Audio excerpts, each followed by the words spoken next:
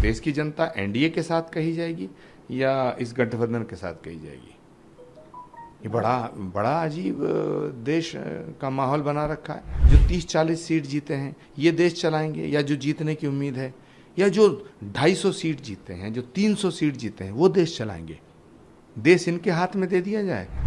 एक तरफ वो लोग थे जो किसी भी कीमत पे नरेंद्र मोदी को हटाना चाहते थे,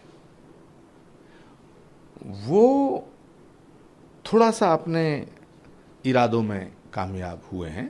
तीसरी बार नरेंद्र मोदी जी को भारत के प्रधानमंत्री के पद पर शपथ लेते हुए देश की जनता देखना चाहती है। अगर नरेंद्र मोदी जी से नाराज होती तो उन्हें इतना बड़ा मैंडेट ना देती। परिणाम बहुत अच्छे हैं, जनता का जनादेश है कि नरेंद्र मोदी तीसरी बार प्राइम मिनिस्टर बनने चाहिए।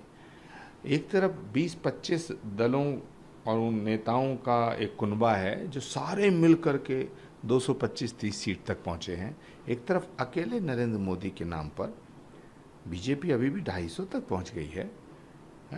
तो जीत किसकी है? देश की जनता किसे चाहती है? जो अकेले अपने दम पे 250 सीट तक पहुंचा है और एनडीए मिलकर के लगभग 290 सीट हैं, तो देश की जनता एनडीए के साथ कही जाएगी या इस गठबंधन के साथ कही जाएगी? ये बड़ा बड़ा अजीब देश का माहौल बना रखा है।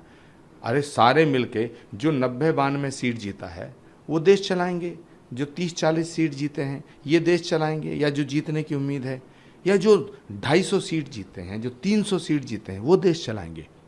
देश इनके हाथ में दे दिया जाए? हैं? ये अजीब चर्चा हो रही है, अजीब सवाल है आपका। यूपी में कहा था कि 80 में से 80 सीट लेंगे, तो आधी सीटें भी नहीं हो पाई। हाँ, यूपी में जो रिजल्ट है वो ठीक नहीं आया है, और ये ज़रूर इससे मैं सहमत हूँ।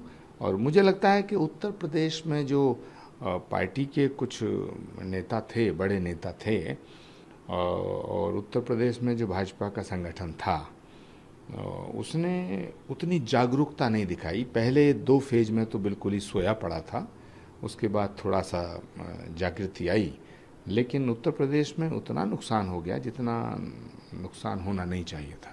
तो बात करें, कैबिनेट मंत्री भी आ रहे हैं, स्मिता ईरानी की बात करें, संजीव बालियान की बात करें। देखिए, मुझे लगता है कि पूरा का पूरा चुनाव नरेंद्र मोदी जी के नाम पे था। एक तरफ वो लोग थे जो किसी भी कीमत पे नरेंद्र मोदी को हटाना चाहते थे, वो थोड़ा सा अपने इरादों में कामयाब हुए हैं। लेकिन देश नरेंद्र मोदी के साथ खड़ा था, देश नरेंद्र मोदी के साथ खड़ा है। पूरे देश में 38 से 40% वोट जिस व्यक्ति के साथ खड़ा हो, जिस नेता के साथ है, तो मुझे तो लगता है कि प्रधानमंत्री नरेंद्र मोदी की ये बहुत बड़ी विक्ट्री है। 10 साल देश में सरकार चलाने के बाद, और नरेंद्र मोदी के प्रति इतना प्यार है लोगों में कि करोड़ों लोग उनके साथ खड़े हैं। 250 से ज़्यादा सीट उनको देने के लिए देश की जनता ने मैंडेट वोट दिया है।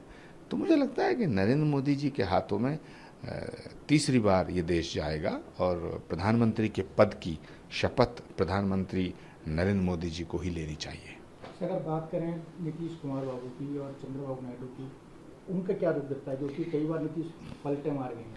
देखिए, नीतीश कुमार जी और चंद्रबाबू नायडू जी के साथ बीजेपी का प्रीपोल अलायंस है, चुनाव से पहले का अलायंस है, तो उस पर खामोखा संदेह करना वो तो गलत है।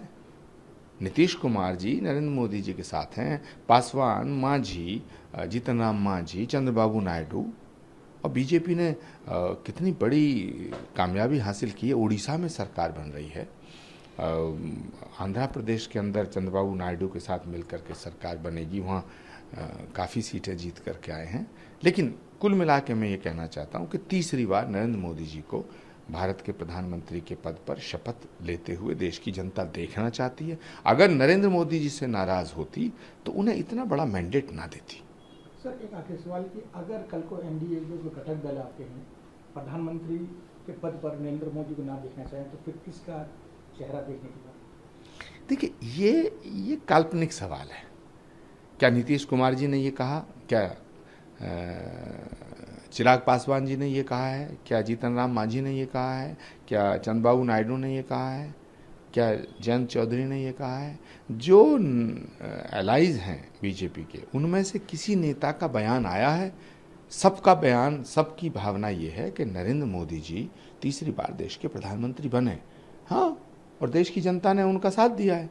भाई, एक जो 90 सीट लेके आ रहे हैं, 50 सीट लेके आ रहे हैं, 30 सीट लेके आ रहे हैं, 2 सीट लेके आ रहे हैं, ये देश का प्रधानमंत्री बनने का ख्वाब देख रहे हैं।